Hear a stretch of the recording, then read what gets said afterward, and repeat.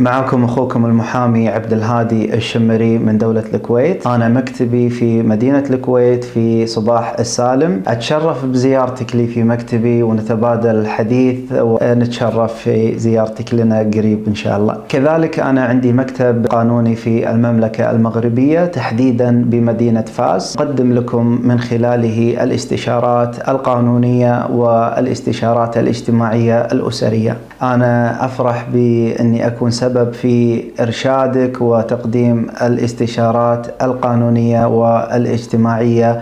راح نتكلم أنا معك عن حول ما يخص الزواج من السيدة المغربية، بداية عن كيفية البحث، آلية البحث، ما هي الفروق بين الأمازيغ والعرب، ما هي العادات والتقاليد المغربية بشكل عام وبشكل خاص حول ما يخص الزواج من السيدة المغربية. كذلك ننتقل إلى الأوراق القانونية الرسمية حول ما يتعلق بالمحكمة المغربية، محكمة الأسرة المغربية، وما هي الاشتراطات الخاصة بذلك وما هي الطلبات الخاصة بذلك. لذلك أنا أنصحك أنك تستفيد من خبرتنا في هذا المجال، ونقدم لك الاستشارة إن شاء الله اللي راح تنفعك وتكون سبب في حمايتك من قد نقول النصب والاحتيال، وكذلك توفر عليك الوقت والجهد. فلذلك لا تحرم نفسك من الاستفادة من خبرتنا في هذا الموضوع.